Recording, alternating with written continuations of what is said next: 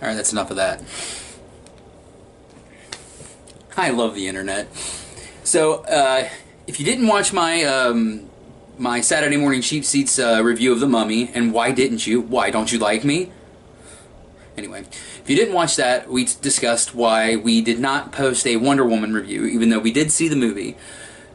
Truth of the matter is, we actually had a pretty funny thing planned out. It really sucks. My friend Jeremy that does the car reviews with me was wearing my Kylo Ren mask that I have, and I was wearing my Batman mask, and I made the comment like, I didn't like this movie at all. I mean, her parents are like alive. I mean, what is she brooding over? I don't understand. And like we made all these jokes, and the camera overheated, and then it turned out not only did it overheat, but I didn't have enough memory. So I didn't have another memory card on me or anything, so we didn't get to record a review for Wonder Woman. However, what we're going to do is something that we've been talking about doing, and that's revisiting movies. Like, not doing a full re-review. We'll do like 3 movies at once, but Wonder Woman we'll dedicate a whole video to. We thought about, and if you'd like to see this, let me know.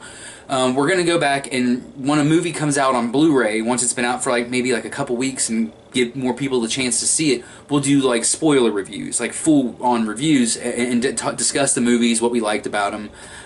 We actually thought about calling it drunk reviews, I quit drinking beer as much and all that, but I'm a rum guy. I like rum. And so we thought about, okay, we'll get a couple glasses of rum and then talk about movies. That's probably a terrible idea, but we'll try it once and see what it's like. So we're going to do that with Wonder Woman when it comes out on Blu-ray in 6 months. This movie is a powerhouse. I don't see it come. It's not going to be out on Blu-ray till the end of the summer, maybe even fall, because I don't think this movie is going to leave theaters for a while. I think it's a really good movie. I'm a comic book fan. I read comics, and I've read Wonder Woman since I was a young kid. I've always been a fan. Growing up, Linda Carter's Wonder Woman show was still in syndication. So my family watched that and the Adam West Batman series. Rest in peace, Adam West. And that's really, watching those shows is what got me into superheroes. And so when I was a little kid, I was like, I want comic books. And I started reading Batman and Spider-Man and all that kind of stuff. So I saw the movie the weekend it came out. And then yesterday, I decided, you know what, I think I need to give this one a second viewing. I think I need to watch Wonder Woman again. So I went to see it again yesterday. So seen it twice now in the theater, and I have to say, as much as I liked it the first time around, it's actually significantly better the second time you see it, when you know what's coming, when you know what's about to happen, and you see all the things that they foreshadow that you don't pick up on the first time you see it. It's a really good movie. I will give the critics credit on this. I often argue with a lot of movie critics. I think they're a little pretentious, a little overcritical, but one thing they hit the nail on is, well, I know it's an unpopular thing to say, I liked Man of Steel. I liked Batman vs. Superman and Suicide Squad just fine. I didn't hate Suicide Squad's Joker like most people did. I thought he looked ridiculous, but as far as Jared Leto's actions and all that, I didn't have a problem with it. But there's nobody that's really heroic in those movies. These movies are about superheroes. And in the Marvel Cinematic Universe, we have some people that are kind of jerks, but people that are truly heroes. And DC so far in this new, what are they calling it, the DC Extended Universe, the DCEU, unlike Marvel Cinematic Universe, this is DC Extended,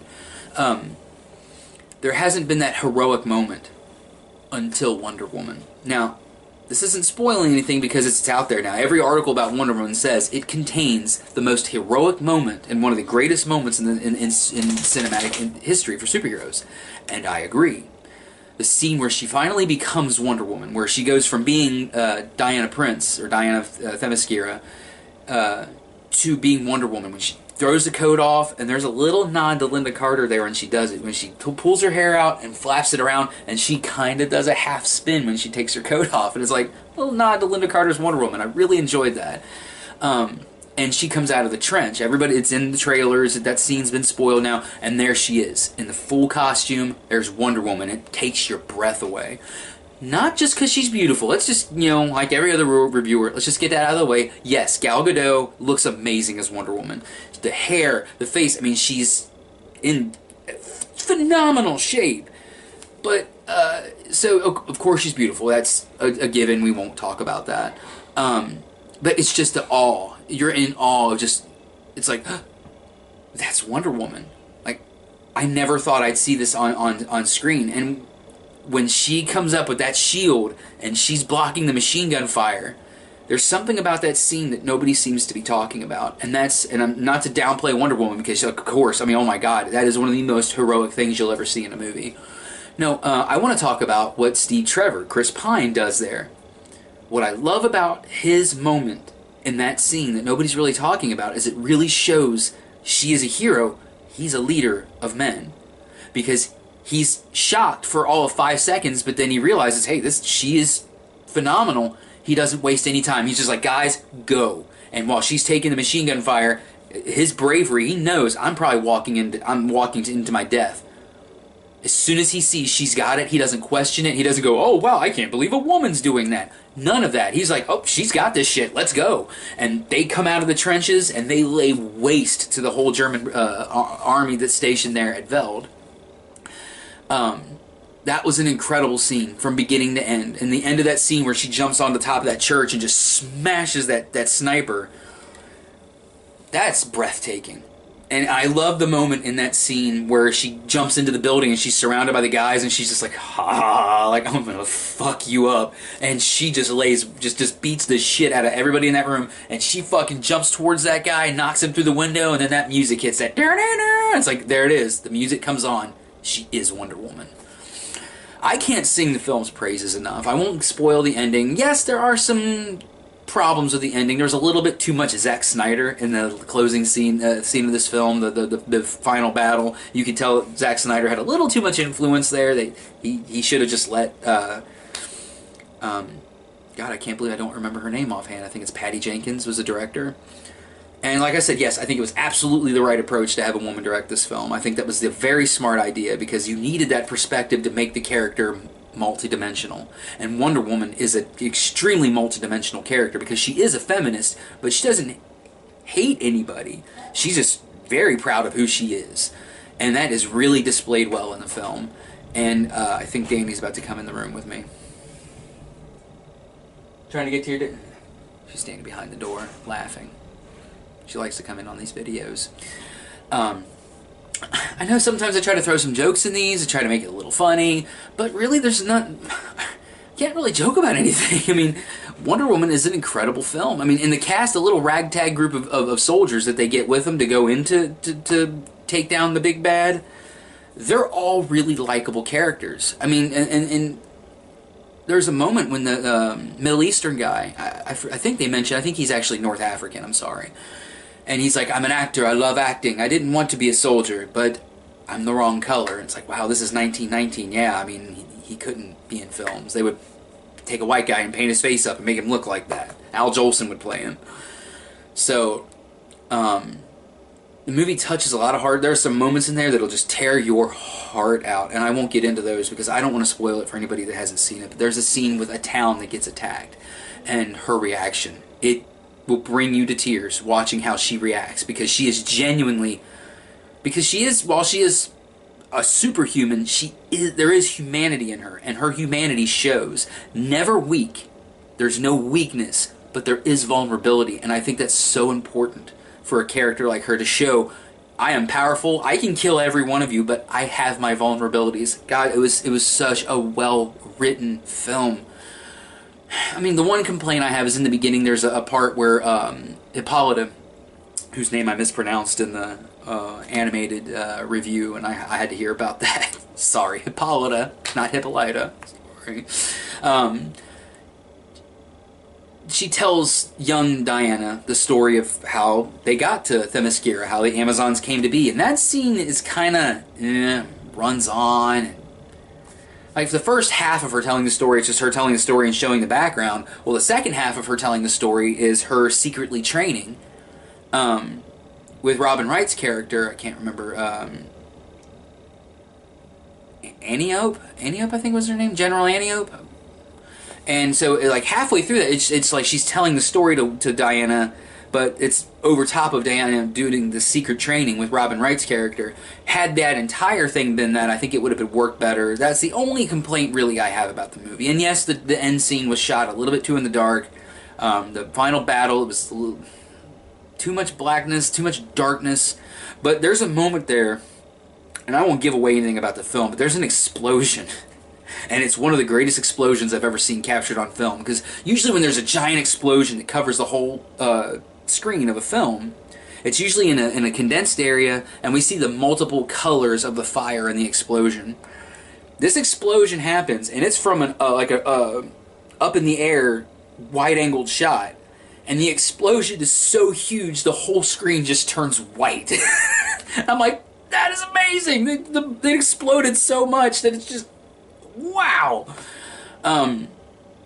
It was really great to see, both times I saw this film, and I'm not going to try to play Mr. Sensitive here, I'm just being honest, I'm not trying to placate anybody or anything, but it was touching to see how many older women came to this movie, and just afterwards, just seeing them grin ear to ear, like these older women, I think they never thought that they would see a female-led superhero film, and it be good, and it work, and her be heroic. I think some of these women never thought they'd ever see that in their lifetime. And I saw a woman yesterday in a wheelchair, and she had to have been in her upper 80s, and her daughter was there with her. And when it was over, this woman was almost in tears. I mean, there's part of me that's like, why did you wait so long to make this movie? But then again, part of me's like, I'm glad they waited so long to make the movie because they did it right. That's a scary thing to do a feminist icon like Wonder Woman and then mess it up. And they didn't. They got her character right. They got everything about her character right. Say what you want to about the Batman vs. Superman movie. She was easily the best part of the film. And you know, I have Wonder Woman comics toys. I showed them in a video before. And so I'm a huge Wonder Woman fan. She's just such a beautifully written character. And to see all the women in the audience just so happy. And it's like, wow. I remember the first time I saw Batman. Because you can't identify with Superman. He's an alien. Earth's yellow sun gives him superpowers. You can look up to Superman. You can idolize Superman. You cannot identify with Superman. But you can with Batman. And even though he's rich, you can't identify with that. But he is human. And I'll never forget the first time I saw the Michael Keaton Batman film. And it was just in awe. Like, and know that it took this long, that there are young girls going to see this movie and they're like, I want to be just like her. My wife took my niece Riley to see the movie, and she was scared because there are some pretty violent scenes in the movie, and Riley's pretty young. But when the movie was over, she's just, Wonder Woman's so amazing! And she had little toy things, and she's doing this and taking pictures with her armbands on, and I'm like, you did good, movie. You did good. So if from going this point forward, I'm excited for Justice League. I can't wait to see where they go with the DC Extended Universe now that they know if you give don't let Zack Snyder direct it. No offense to Zack Snyder, I know he just went through a horrible ordeal and I feel bad for the guy, so I'm not going to say anything personally bad about him, but I don't like a lot of his movies. And it's just because the way he films. Don't let Zack Snyder direct any more of these movies. Let that woman who directed Patty Jenkins, I think, I keep forgetting her name and I don't know why. Let her direct more of these movies. I don't know. So that's my thoughts on Wonder Woman. I guess I don't know what they're going to just Wonder Woman. I might title it Wonder Woman 2017 because they hopefully in 15 years this is so good that they feel a need to do a reboot. When Gal Gadot is just too old to do it. But I will say that's the biggest thing about the movie. Gal Gadot is Wonder Woman. I'm sure there's plenty of you that will disagree with me on that. No, nothing you'll say will change my mind. I absolutely loved her as Wonder Woman. So that's enough on that. Go watch my video. We reviewed The Mummy, which wasn't excellent, but we talk a little bit about Wonder Woman in that. So if you still want to hear me talk more about Wonder Woman, which by this point you probably don't, you probably already shut off the video, go watch the Mummy review and hear us talk about how we want to hear Luke Skywalker take a poop. So you'll have to watch the video to get the context in that. See you later.